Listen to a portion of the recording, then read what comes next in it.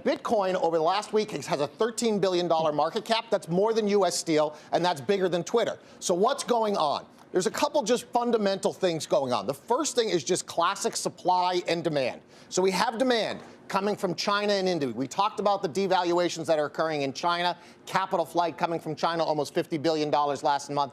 People are using Bitcoin as a digital gold and store of value in an environment like that.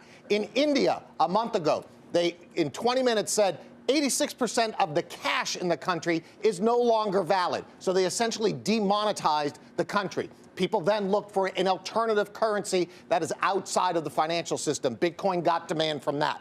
At the same time, you have supply declining.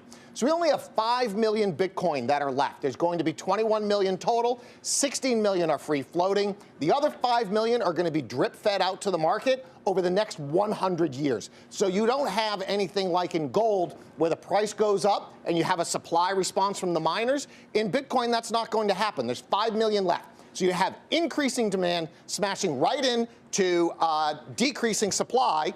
And what do you get? Well, you get a smart board that doesn't work. But the other thing you get is you get a Chinese yuan highly correlated to Bitcoin. Okay, that's been happening over the last month or so. And then the second, here we go, that's the chart right there. Look at that. This has been for almost a year. And if you actually look at what Bitcoin does, it tends to move a week or two ahead of the yuan. So you can kind of get an idea of where that rate's going to be.